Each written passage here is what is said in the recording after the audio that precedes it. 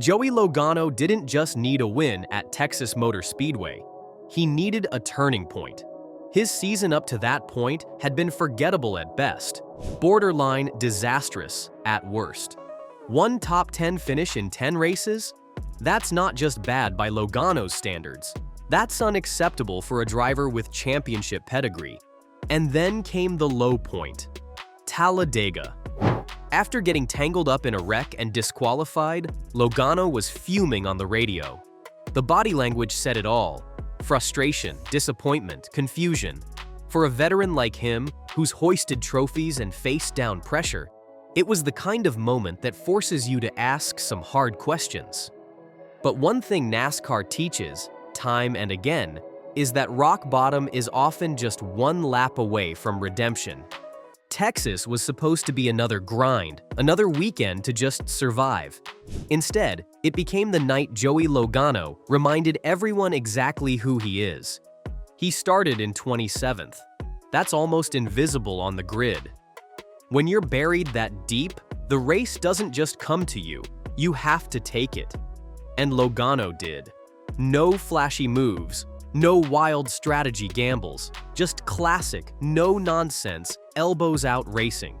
He was like a shark in murky water, silent, focused, unbothered by the wrecks and chaos around him. Drivers spun, blew engines, got shuffled on pit stops. But Logano? He kept marching forward, quietly, calculated.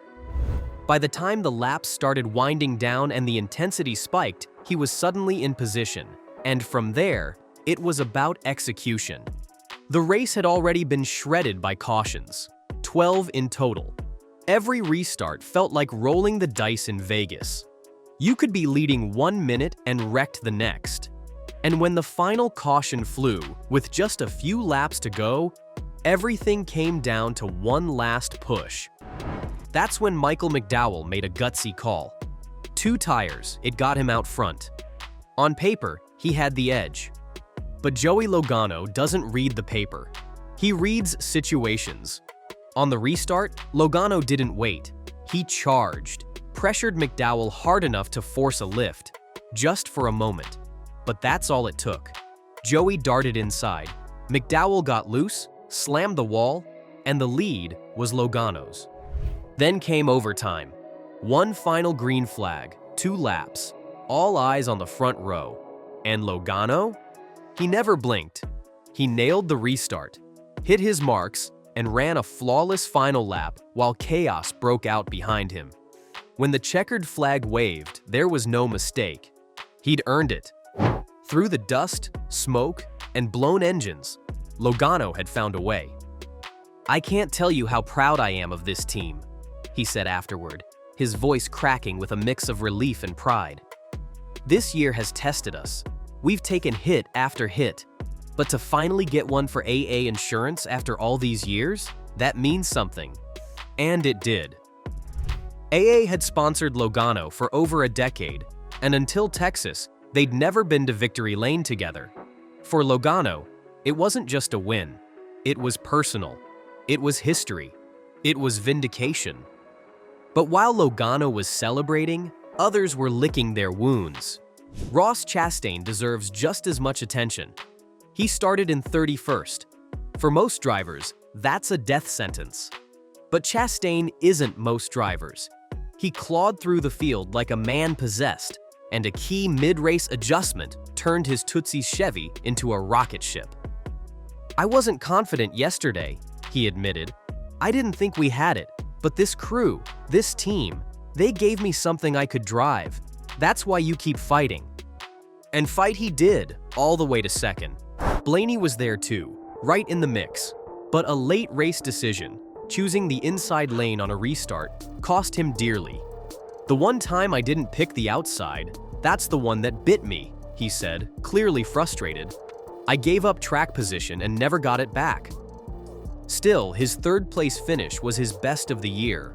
But now he's the only Penske driver without a win. The pressure? It's building. Meanwhile, Texas was a graveyard for contenders. Denny Hamlin was the first major casualty. An oil fire engulfed his car early, and he coasted it as long as he could before flames forced him to shut it down. "It was blowing up for a lap," he said. "You try to preserve the engine so the team can figure out what went wrong. But we've had too many of these failures lately. It's not what we expect from Toyota." Oh, Clint. I'd say the oil pan just blew Hold it out. right there, lock it down. And that is the second caution of the day. This one for Denny Hamlin. Big fire, big Going oil up fire. in Big fire out of flames. the right side pipe. Austin Cindric led 60 laps, looked strong, then got wiped out. Josh Berry looked like a contender in the Wood Brothers number 21, leading 41 laps. Then he too got caught up in a wreck. Kyle Busch into the wall after hitting the notorious Turn 4 bump. William Byron out of contention because of a mistimed caution that shattered his strategy. It wasn't a race, it was survival. And even those who survived looked like they had been through battle.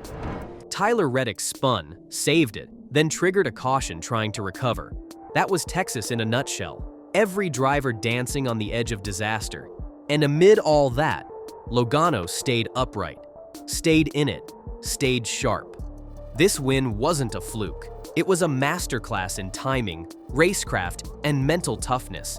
It was the kind of win that reminds the garage, Joey Logano is still a threat. So now the question becomes, was this just a moment? Or the beginning of something bigger? Because NASCAR's next stretch is no joke. Dover, Darlington, and Charlotte will test everything: setups, pit crews, mental stamina. If Logano and Team Penske have finally clicked, the rest of the field has a problem. And Ross Chastain? He's back in the mix. Quiet early in 2025. But now, he looks like the driver we saw last year. Fast, fearless, hungry. Ryan Blaney? He's close. But he has to stop beating himself.